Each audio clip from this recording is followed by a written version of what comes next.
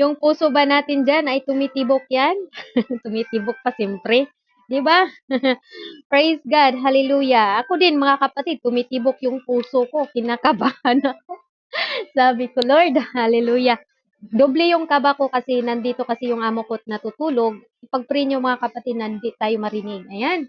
Praise God mga kapatid. Hallelujah. Without pardon na po. Welcome, welcome, welcome sa ating lahat na nandito po mula sa from the bottom of my heart. English yun ha. From the bottom of my heart. Masaya po kami na nakikita ko po kayo. Praise God. Naisip ko mga kapatid ba, no? Bago po ako magsimula na nagsimula po ang gawain na ito. Konti lang po tayo mga kapatid, kaya wag po tayong manghinayang kung makunti lang po tayo dahil nga biblical naman talaga, maraming manglalamig at nawa, wag pong manglamig, wag tayong madamay manglamig mga kapatid, no? Kasi biblical naman eh, maraming manlalamig, pero kung ikaw magpalamig ka, bahala ka sa buhay mo. Ganun lang yon, no? Hallelujah, kami nga, nagsimula kami sa devotional mga kapatid, 3, 4, masasabi ko, blessing pa rin kung umabot kami ng 30. Kasi hallelujah, nagsimula kami sa konti, kaya 'wag tayong masanay sa marami kasi sabi nga sa salita ng Diyos, marami talagang manlamig.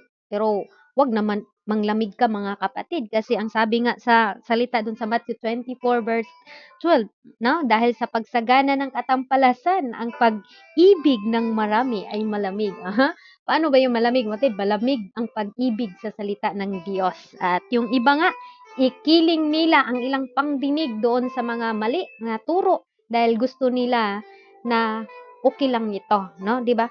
Yung iba kasi mga kapatid gusto nila na wag silang sapuhin or wag silang badlungon ba, di sila babadlong. O na nga, kita ko mabadlungan ta amping dawat lang gud ninyo. Hangyo-hangyo lang sa pud ba. Dawat lang gyud tag masuko tayo mga kapatid dahil nga gusto ng Diyos na tayo po ay sumunod sa kalooban niya, no? Hindi po kalooban natin. Okay, without pardon na po. Text to for today, 2 Corinthians chapter 12 verse um 7 to 8, to 10 pala. Okay? Hallelujah. Praise God. Malakas ba ang aking background mga kapatid? Magsabi kayo ha. Iligan, Miss Mindanao. Okay, praise God. Hallelujah. Nandyan pa naman si Pastor. Sabi ni Pastor, ay nako. Pastor Carlo Almira.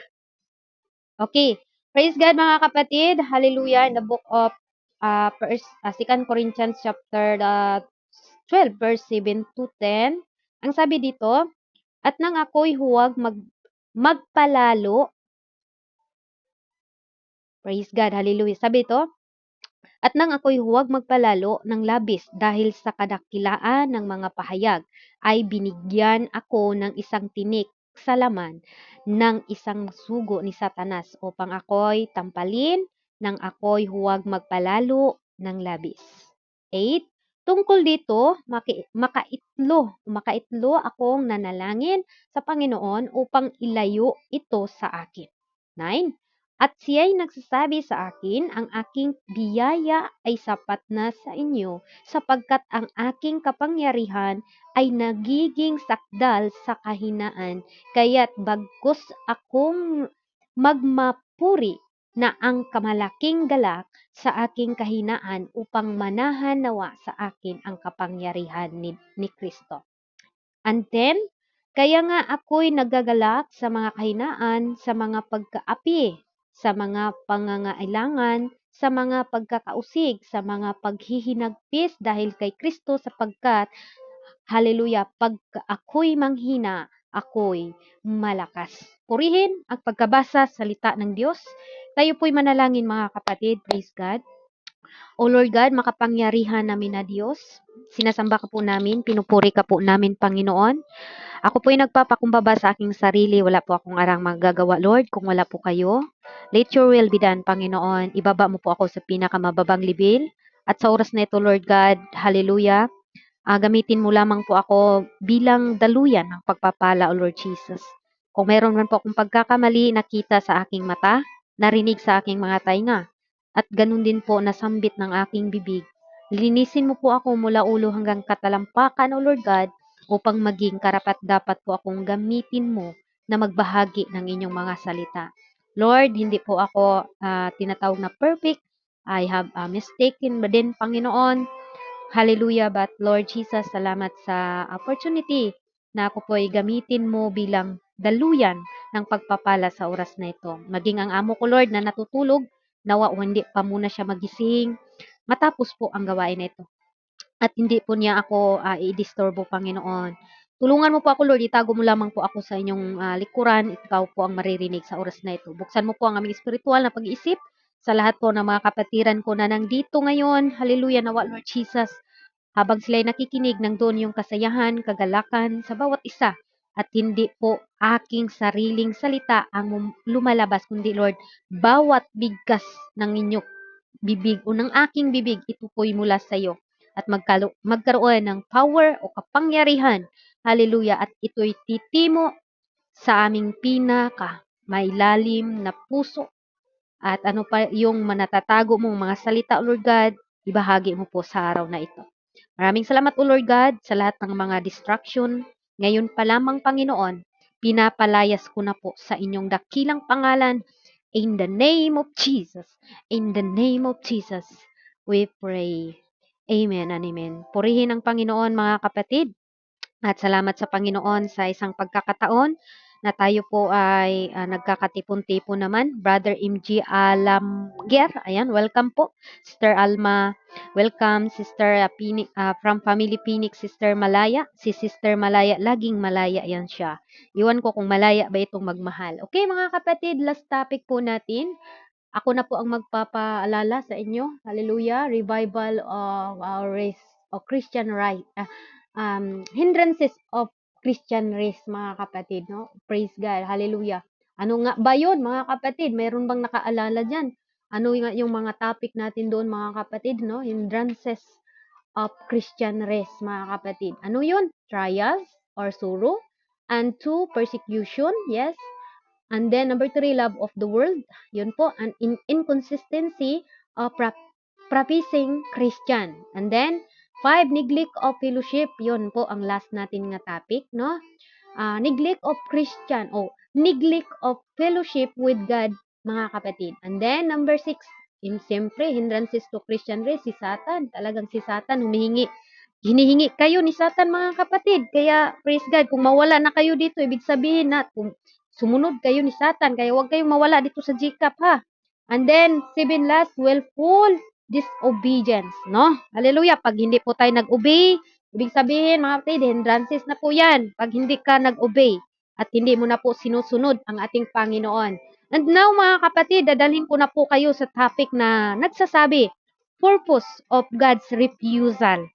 Ayan, isang mapagpalang araw pala sa ating napakagwapong Pastor Jory Martizano Amoyo. Ayan, Pastor, isang mapagpalang araw po at mag-ready ka na ikaw ang mag-altar calling kasi hindi ko na magampanan ang altar calling, ha. Magsabi talaga ako sa inyo kasi yan na oras is amo ko na talaga ay nandito na yan. Okay, mga kapatid, hallelujah. Sa ating nabasa, mga kapatid, ibalik ko na po kayo doon sa ating binasa sa oras na ito. Ang sabi nga doon, mga kapatid, no, na ang sabi doon, at nang ako'y huwag magpalalo ng labis dahil sa kadakilaan ng mga pahayag, ay binigyan ako ng isang tinik na laman sa isang sugo ni Satanas upang, ano po daw? Praise God, hallelujah. Ang sabi dito, upang ako'y tampalin ng ako'y huwag magpalalo ng labis. Ito po, mga kapatid, ang Corinto o 2 Corintio. Isa po itong sulat ni Apostol Paul, mga kapatid, sa church or Corintio. Corinto, mga kapatid. Ito pong Corinto, hindi po ito tao, kundi ito po church po. Pangalan po ito, mga kapatid. Sa time po ng ating Apostol Paul, mga kapatid. And I believe, hallelujah, na hindi lang po ito kay Apostol Paul, no? Hallelujah. At kasali na din po tayo dito. Ang 2 Corinthians po, mga kapatid, ay sinulat po ito ni Apostol Paul, mga kapatid. 2 Corinthians, mayroon pong 13 na book ang ating Apostol Paul na sinulat po niya sa New Testament, mga kapatid, no? Praise God. Kaya dito po ako kumuha, praise God, dahil po talking about purpose of God's refusal. Praise God, hallelujah. Paumanin po sa mga sa mga tinatawag diyan na mga haniti na magdala sa pulong sa atong buhi nga Dios. I believe na hindi man ako haniti, di man ko ingon nga tinatawag mga kapatid na magaling. Walang pagalingay dito, hindi ako magaling. Kaya kung kayo po'y magaling na, thank you Lord.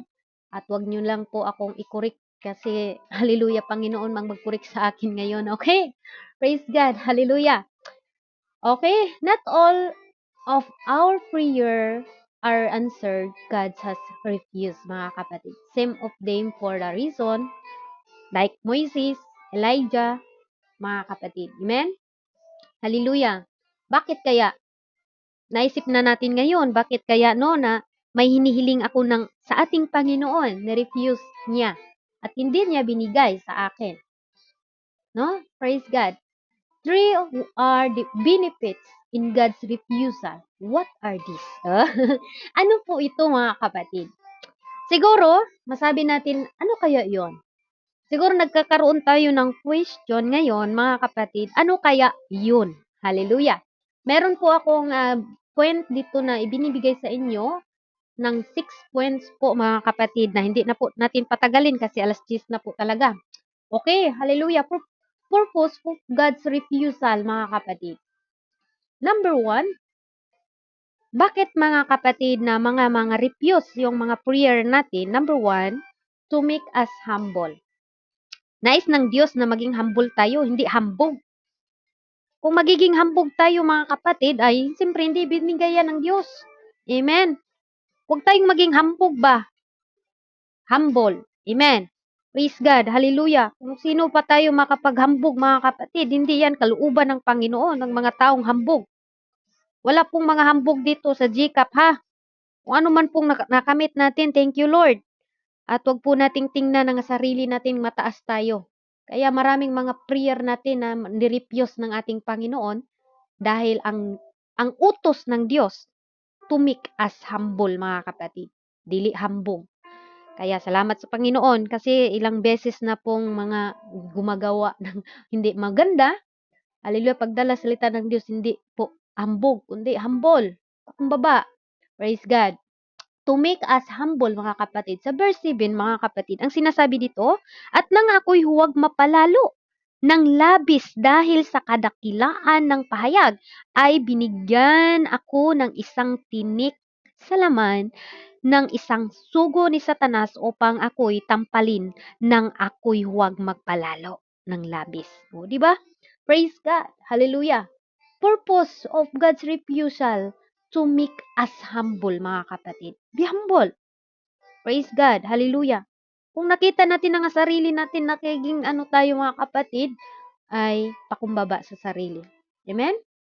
Hindi lahat ng prayer natin ibinigay ng Diyos. Okay? Number 2 na po, mga kapatid. Siguro na pag-usapan po natin yan kung isa-isahin natin yung humble. Ang Diyos nga nagpapakumbaba sa kanyang sarili. Mapahaba pa po tayo. Kaya dito na po tayo sa number 2, mga kapatid. Purpose of God's refusal o refusal, mga kapatid. That God's grace may abound upang sumasagana ang biyaya ng Diyos. Ang sabi nga niya sa 9, mga kapatid, at nagsabi sa akin, ang aking biyaya ay sapat na sa inyo, sapagkat ang aking kapangyarihan ay nagiging sakdal sa kahinaan. Kaya't bagkus akong mga mapuri na may malaking galak sa aking kahinaan upang manahan nawa sa akin ang kapangyarihan ni Kristo. Praise God. Hallelujah. Sabi nga dito sa number 2, that's God's grace may abound. Praise God. Upang sumasagana ang biyaya ng Diyos. Kaya wag po tayong masaktan, mga kapatid. Kung example, hindi po binigay yung taong para sa'yo sana ha. Ikaw lay nagbutbutan ha. Di day para sa imo. Sakit man, pero dawata ang kamatuoran. Kay dili na para sa imo, ha? O, di ba? Natawa si Arcangel. Tingnan nyo. Hallelujah. Dili para nimo. Muna nga girepyo sa Ginoo si kag ampo. Lord, ako maning giampo ni ba kay gwapo mura mag akong gusto jud matipuno, gwapo, matangkad, nang doon na yung tall, dark, handsome. Di ba? Pero ginirefuse ng Diyos. Yung nagiging partner mo, hindi talaga siya nakapasa sa iyong kailangan, di ba? Ganun, mga kapatid. Okay, ba't tayo napunta doon? O sige, di balik na tayo, mga kapatid. Purpose of God's refusal, mga kapatid, that God's grace may abound. Okay? Upang sumasagana ang biyaya ng Diyos sa ating lahat. Praise God. Okay? Naintindihan natin yun, mga kapatid, kasi napakaano lang po ito. Easy lang po ito, mga kapatid. Kung baga, easy lang po ang ating quiz. Di ba? Easy lang po ito, mga kapatid. Pero ang hirap, number one pa lang, humble. Yung iba, mga kapatid, iwan ko kung magawa ba ninyo pag kayo'y sinaktan. Ay, naku, magsinumbagay gyud taron. Pero salamat kay nay salita ng Diyos na Lord, kailangan kong ipakumbaba pala yung sarili ko. And then, number two, upang sumasagana ang biyaya ng Diyos. Kaya ang Diyos, mga kapatid, hindi lahat ng prayer natin binibigay. Amen? Hallelujah. Kasi mga kapatid, kung ibinibigay, mapalalo tayo eh. Hallelujah. Kaya sabi ng Diyos, sabi ng Panginoon, sapat na yung biyaya, sapat na yung binigay ko sa iyo ngayon. Bukas bibigyan naman kita eh. Don't worry. Okay, number 3, mga kapatid, that Christ's strength may come in our weakness. Praise God. Hallelujah. That Christ's strength may come in our weakness.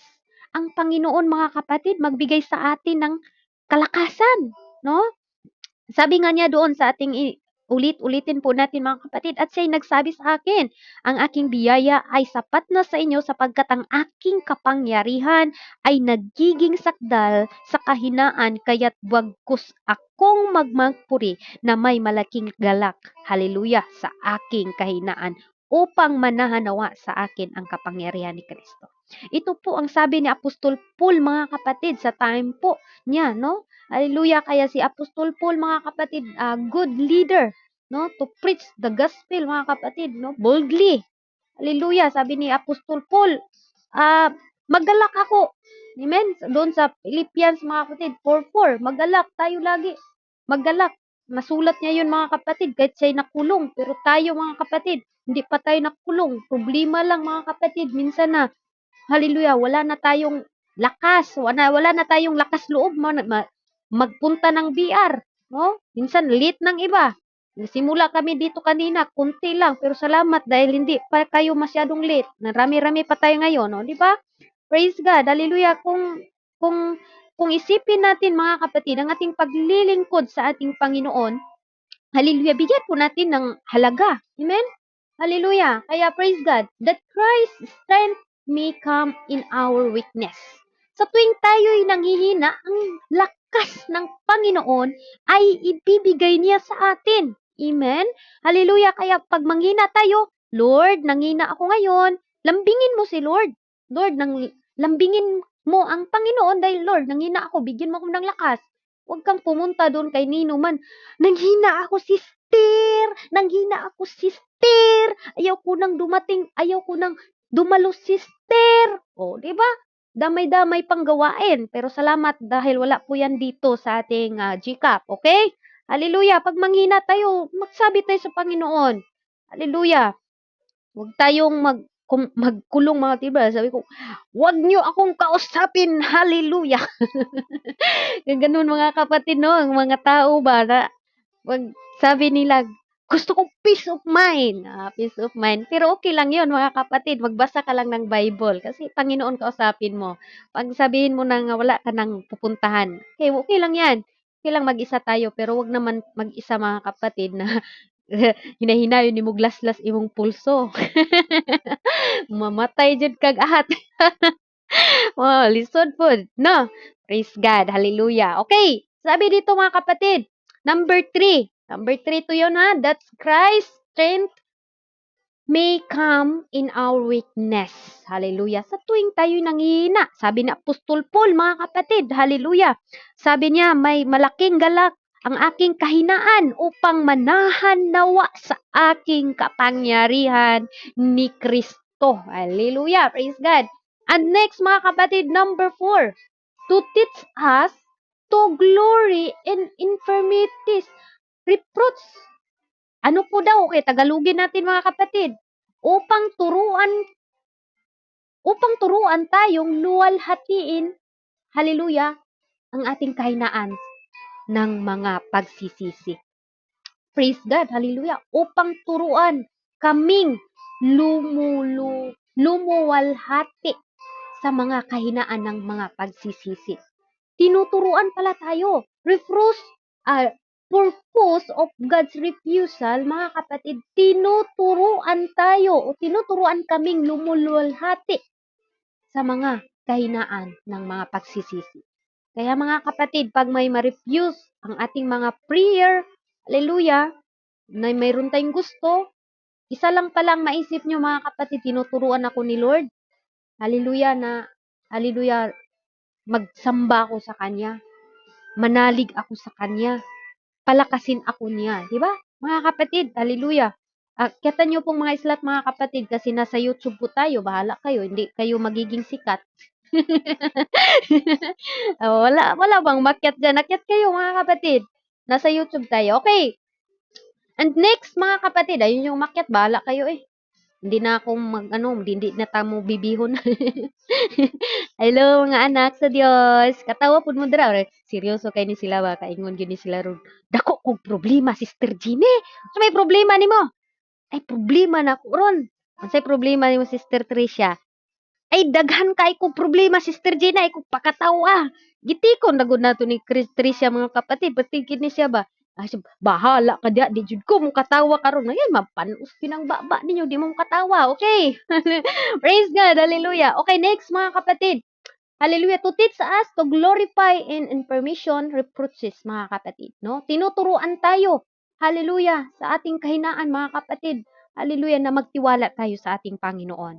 Kaya sa ating kahinaan, wag po tayong padala doon, mga kapatid. Natural lang man naman manghina, pero di naman yung natural na hanggang ngayon manghina ka pa rin. May salita na ng Diyos na nagpapalakas sa atin. Okay, sa verse 10, ang sabi niya, kaya nga ako'y nagagalak sa mga kahinaan. Amen. Bakit nasabi kaya to ni Apostol Paul, mga kapatid? Kaya nga ako'y nagagalak sa aking mga kahinaan, sa mga pagkakaapi, sa mga pangangailangan, sa mga pagkakausig, sa mga paghihinagpes, dahil kay Kristo, sapagkat, hallelujah, anong sumpay? Sapagkat, pagka ako'y mahina, ako'y may kalakasan. Pag ako'y mahina, amen, ang sabi ni Apostol Paul, hallelujah, pag ako'y mahina, ako nga'y malakas. Paano nasabi to ni Apostol Paul, mga kapatid? Di ba? Hallelujah. Sabi na dito, kaya nga ako'y magagalak sa mga kahinaan, sa mga kapagkaapi. Sino ditong inaapi, mga kapatid? Sino ditong hallelujah, pagkakausig? Kaya ba natin magsaya, mga kapatid? Parang kulatahay ta, dali, sinumbagay ta. Yun na, nandiyan yung mga uban ba, mga tao. Pero salamat kay mga buutan, maning mga Gcap family, mga buutan gani sila, behave kay sila, Sister Malaya, ra gyud tao nang nag-respond. Sister Malaya, kitang-kita ka doon sa ating YouTube, kaya ikaw lang yung dyan. Malaya siyang magtaas ng kamay. Yung iba, mga kapatid, kumusta kayo? Okay, praise God, hallelujah. Sabi dito, hallelujah, kung saan po tayo mahina, palakasin tayo ng ating Panginoon. Kaya mga kapatid, next, hallelujah, 5, that Christ's power may rest upon us. Ang kapangyarihan ng Diyos, mga kapatid, ay nasa atin. Yan po ang ating makapag-rest po tayo dahil sa kapangyarihan ng ating Panginoon. Balik po natin, mga kapatid, yung isip natin sa 9. No? Hallelujah. Hindi naman ibig sabihin na Christian tayo, wala tayong tinatawag, mga kapatid, pag-uusig. Hallelujah. Praise God. Meron talaga yan. Pero pasalamatan natin ang Panginoon dahil sa mga pag-uusig na yan, mga kapatid. Dahil dyan sa pag-uusig na yan, tayo po'y pinapalakas ng ating Panginoon. Amen? Hallelujah. Next, mga kapatid, that Christ's power may rest upon us, mga kapatid. Ang kapangyarihan ng Diyos, wow, makapagparis sa atin. Kaya sabi natin, mga kapatid, nyo yung isip niyo ba na layaw na yung isip natin, i-rest natin, Lord, yung puso ko, yung isip ko, parang lumilitaw na to. Di ko na alam. Kasi talagang may ganun talaga mga kapatid. Hindi natin yan asahan. Huwag nating asahan na pag maglingkod tayo sa Panginoon, puro na lang peace, puro na lang tayo, okay-okay lang. Mga kapatid, darating talaga na manghina tayo, no? Darating din yung panahon mga kapatid na sa ating paglilingkod sa Diyos na mo stop na sana. Ay, kapoy man kayo ni, ay, wa man tay nakuha ani. Mga tao diri gahi mag-ulo. Di man gahi ulo. So, gahi man jud ang ulo, pero hallelujah. Natural man jud ang ulo nga gahi na bagoy ulo nga humok, di ba? Hallelujah, utok siguro. Di ba, Sister Malaya, no? Di ba, natural lang na mga gahi tag ulo, pero pahumuko na sa Ginoo nga atong kasing-kasing. Amen? Kung aduna may problema, kung meron man tayong pagsubok, hallelujah, yan po ibig sabihin mga kapatid na that Christ's power may raise upon us mga kapatid. Purpose of God's refusal. Amen. Number 5, that Christ's power may raise upon us. Hallelujah, na ang kapangyarihan ni Kristo ay mapasa atin. Sa tuwing tayo'y nanghina dito, sino ditong nanghina mga kapatid? 'Di ba pinapalakas tayo ni Lord? 'Di ba sa tuwing tayo'y inuusig mga kapatid, nagkakaroon tayo ng desire na siguro kung sa inyo, sa akin, sa tuwing ako'y sinusubok mga kapatid, no? Inaapi ako, mas lalo akong lumuhod sa Panginoon, no? Mas lalo akong umiyak sa Panginoon. Lord, ito Lord. Sige Lord. Parang inhamon ko yung problema mga kapatid kasi yung problema lagi minsan 'di ba alam nila sabi na nag-emote ka Sister Jenny kasi minsan mga kapatid aawit lang ako. Hindi ko na akalain mga kapatid na yung awit hindi ko natapos-tapos kasi yung luha ko mga kapatid dumadagayday na. Sabi ko, paano ko matapos yung awit ko eh? Sabi pa nila, may problema ka ba? Wala naman akong problema. Siguro masaya lang ako. Tumulo yung luha ko eh. Ayan, may umiiyak din mga kapatid dahil sa blessing. Hindi po lahat ng umiiyak emosyon na. Yung iba hindi mo maramdaman ba na hallelujah na yung napaisip ka ba na grabe no, napakabuti ng ating Panginoon, 'di ba? Million, trillions ang tao dito sa mundo. 'Di ba isa na tayo na pinili ng Diyos? Isa tayo, yan din mga maalala ko mga kapatid tuwing ako'y manalangin. Lagi ko yung maalala kaya mga kapatid matulo yung luha ko. Hindi ibig sabihin na may problema ako kundi yun ang galak ko mga kapatid na kahit sa liit kong ito, napili ako ni Lord, 'di ba? Hindi po yan emotion kundi salamat Lord. Amen. Bisan bisan ako makasasala o bisan ako nakabuhat og dili maayo, nagkamali ako. Amen. Hallelujah. Hindi po 'yan hallelujah emotion kundi thank you. Nagpasalamat tayo sa ating Panginoon sa time na tayo nanghihina mga kapatid. Kaya praise God. Okay, balik po tayo mga kapatid. Last na po tayo, number 6. To teach that Christ is more than the answer to our prayer and that He is sovereign. Amen? Hallelujah! To teach that Christ is more than the answer to our prayer, mga kapatid. Kaya sa ating pag-pray, hallelujah, pag tayo'y inaapi, pray lang mga kapatid. Huwag na po nating tawag mga kapatid, ako inyong sugdan, tapuson jud dinaturon. Di ba? Praise God. Kaya purpose of God's refusal. Ano po daw yun ang 6 na ito mga kapatid? Number 1, to make humble mga kapatid. Magiging humble lang tayo. No? Pakumbaba lang tayo. Praise God. Lagi yang tinuturo sa Biblia mga kapatid dahil ang ating Panginoon. Panginoon na nga siya mga kapatid. Nagpapakumbaba nga siya mga kapatid. Inako niya yung cross na dapat tayo ang magpasaan sa cross mga kapatid. Hallelujah. Para lang iligtas ko, iligtas kayo, tayong lahat mga kapatid. Kaya wala po tayong masasabi na, hallelujah, hindi ako mahal ni Lord. Kasi lagi na lang akong nakaranas no, ng mga hindi maganda sa buhay ko. Pinapalakas lang tayo ng ating Panginoon mga kapatid. Sa tuwing tayo'y may problema, hallelujah, kaya wala tayong magiging dahilan na Lord, hindi ako magpatuloy. Amen? Kung anumang mga refusal sa buhay ninyo, anuman ang hinihiling ninyo sa Diyos, mga kapatid, amen? Nanghiling pa kayo ng forevermore, forever na ka-partner ninyo, gawin nyo munang partner si Lord sa buhay ninyo. Yan po ang magbigay sa inyo mga kapatid. Unahin nyo muna si Lord.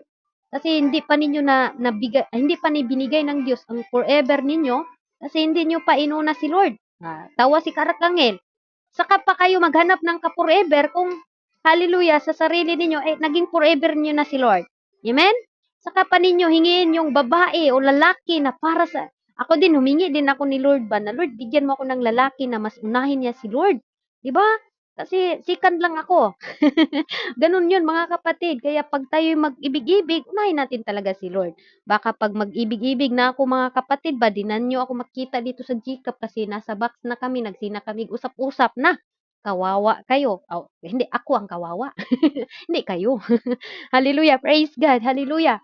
Kaya sabi ko, Lord, pigilan mo ako ha. Baka ma-inlove-inlove tayo ba, no? Kaya refuse na sa Panginoon, refuse na nato ni Sister Jeannie, sa ni maghigugma-higugma karon para unahin ako. Tama si Arkanghel, di ba? Refuse yan. Pero thank you Lord kasi sa tuwing ni-refuse ni Lord mga tid, mas hinatid ako sa tamang tao. Ay, nako, tamang tao kaya yon. Okay. Sister Iligan, inantid kayo. Hallelujah. Kaya wag kayong magkakano kung yung mga jowa niyo hindi kayo nagkatuluyan. Kasi hindi yun tama eh. Sabi ng Panginoon, unahin niyo muna ako. Oh, 'di ba? Sabi nga ng Panginoon, seek ye first the kingdom of God and all these things. Ang sabi niya doon mga kapatid, Matthew chapter 6 verse 33. Seek ye first, 'di ba? Unahin daw natin ang Diyos. Hallelujah. Sabi niya doon mga kapatid, seek ye first the kingdom of God and righteousness. Hindi ibig sabihin, but seek ye first the kingdom of God and His righteousness. Ano po daw mga kapatid? Amen? Hallelujah. Kayong mga babae, kayong mga lalaki, huwag kayong unahin yung love-love ninyo dyan. Unahin nyo muna ang Panginoon. Kasi ibibigay sa Diyos ang tamang tao sa inyo, sa atin. Kasali ako doon. Hallelujah. Huwag nating, yung iba kasi pag magijuwa na, mawala na sa gawain. Siyempre, nandun na sila. Lagi na lang silang nag-istorya ng magic, mga kapatid. Pag tayo'y magkatuluyan, kukunin ko yung bituin, ibibigay ko sa'yo. Ay, nako! Sampalingon pabitaw, mga kapatid. Nako, bituin talagang binibigay. Tingnan nyo talaga. Ha? Ganon yon mga kapatid. Kaya, hindi kasi ninyo inuna si Lord. Promise ni Lord, mga kapatid, eh. Ang promise niya, but seek ye first the kingdom of God and His righteousness, and all these things shall be added unto you. Diba? Unahin natin ang Diyos. Sa asa ramang gunang mga tao nga tinuod na mag-ibig-ibig, diba? Praise God, napakasarap kaya sa isang pamilya na talagang Panginoon na talaga ang nag-isa sa atin. Tapos mga kapatid, nasa ministry tayo at nandoon din tayo sa tamang tao, hindi maling tao, 'di ba? Pag yung maging jowa ninyo mga kapatid, napigilan kayong umaten ng gawain, ay nako, yampo na gina ninyo na. Kamo ra joy bahala anak kung kabubuton ba na sa Ginoo nga diha pa lang kayo, jowa pa lang kayo, binawalan na kayo magpunta ng gawain. Na, yampo jud na ninyo maigsoon kundi i-rebuke ninyo na. Kung ikaw ba di naghatag sa kinabuhi, uyab pa lang gani ta. Ha? Imo na kung bawalan na. Nada yun. Rebuke. Hallelujah. Kaya, wag nating hayaan, mga kapatid, na unahin natin ang mga mundong ito na pabago-bago. Ngayon, mahal ka pa. Maniwala kayo. Pagka kinabukasan, hindi na pala kayo mahal. Meron na palang mahal na iba. Ay, nako. Hallelujah. Ang sabi nga, mga kapatid, okay, Jeremiah chapter 17 verse 9, ang sabi doon, ang puso ay mangdaraya na higit kaysa lahat ng bagay at totoong masama. Sinong nakakaalam nito? Yes, sinong nakakaalam? Kaya dinaraya tayo minsan sa ating emotion, sa ating puso. Mga kapatid, kung wala tayong Biblia, wala tayong isagang, wala gyud ta, nadala ra pud ta. Pero kung meron tayong Biblia, mga kapatid, gisagang na to ba? Hallelujah. Sabihin na natin, nahigugma ako kanimo. Sige. Kasi may commandment man ang Diyos. Okay, if you love me, keep my commandment. May commandment pala yun, Sister Jeannie. Yes! Unahin mo si Lord. Sunod mo na lang ako. Ay, nako. Okay, dito na po tayo mga kapatid. Salamat sa ating Panginoon. Natawa ako dito mga kapatid. Kaya, yung puso natin ay mandaraya sa lahat. No? Hallelujah. The heart is deceitful above all things and desperately wicked. Who can know it, mga kapatid? Kaya, ang ating puso, ingatan natin na wag nating unahin yung makamundo, mga kapatid. Kaya minsan na ni-refuse ng Diyos ang ating mga prayer dahil hindi niya binigay sa atin. Dahil nga, mga kapatid, ay hindi para sa atin. Kaya kung mayroon mang kinuha ang Diyos sa inyo, I believe na may mas higit pa na ibigay ang Diyos sa inyo, mga kapatid. Amen? Huwag kayong manghina. Amen? Yes, manghina tayo kasi tao tayo, pero doon mo sasabihin, Lord, itong hinihingi ko sa iyo, Lord, ikaw na bahala. Hindi tayo dapat mawawala ng gana, mga kapatid. Mas lalo tayong lumapit sa Diyos. Dahil nga sa ating key verse na sinasabi, mga kapatid, dahil sa kanyang kahinaan, sabi ni Apostol Paul, mga kapatid, dahil kay Kristo, sapagkat ako'y mahina, ako nga'y malakas. Amen? Kaya unahin natin ang Diyos. Kung mayroon mang refuse o na-refuse sa iyo, may hiningi ka sa Diyos na hindi niya binibigay, ibig lang sabihin, mga kapatid, na hindi yan ang para sa iyo. Purihin ang salita ng ating Panginoon. At dito po tayo magtatapos, mga kapatid. Number 1, to make us humble. Purpose of God's refusal, mga kapatid. Number 2, that God's grace may abound, or upang sumasagana ang biyaya ng Diyos. And number 3, that Christ's strength may come in our weekend, mga kapatid. And number 4, to teach us to glory in infirmity, reproaches. No? Praise God. Hallelujah. Number 5, that Christ's power may rest upon us. And number 6, to teach that Christ is more than the answer to our prayer and that He sovereign, mga kapatid. Napakaganda ang mensahe ng ating Panginoon. Kaya ang ating topic, hallelujah, purpose of God's refusal, mga kapatid. Kung meron ka mang hinihiling ng Diyos ngayon, hindi pa binibigay, patient. Hintayin mo. Kung refuse pa rin, mga kapatid, siguro hindi talaga para sa inyo.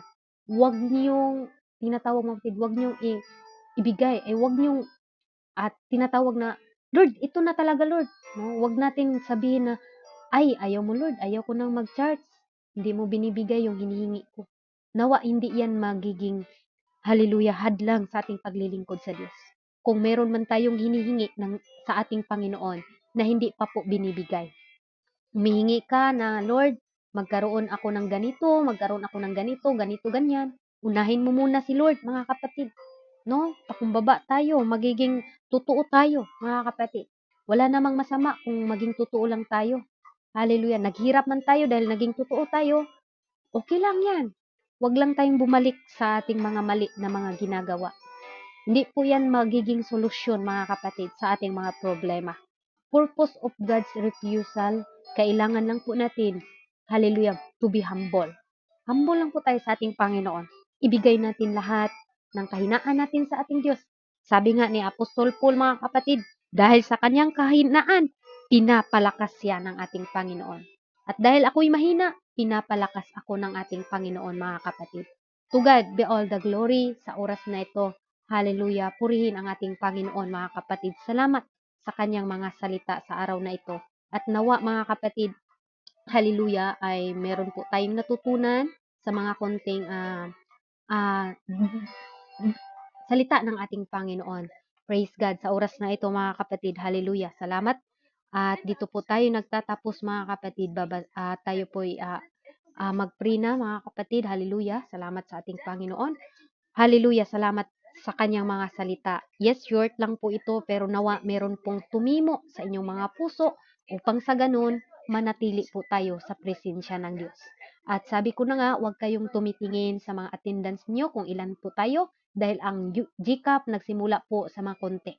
Kahit 3, 2 lang po, dito magsimula na po tayo. Huwag na po nating hintayin, hallelujah, na mga kapatid, na magmarami tayo. Hindi natin ma-force ang mga taong umattend, hindi natin ma-force sila kasi may kanya-kanya tayong obligasyon. Hallelujah. Kaya kung ano man po ang obligasyon nyo, gawin nyo po, mga kapatid, para sa Panginoon at hindi para sa tao. Amen? Hallelujah. Tayo po ay umawit mga kapatid bago po ako mag-pray. Hallelujah, Jesus. Sa awit na nagsasabing labaw sa tanang butang.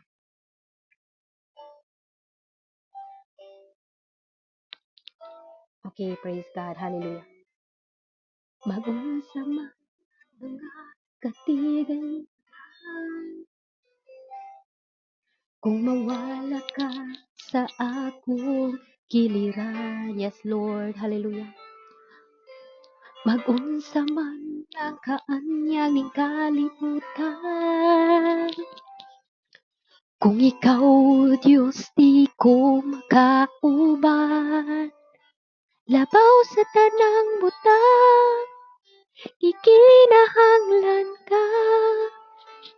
Di ko igabay mo ang presensya mo. Labaw sa tanang butang, ingong maka.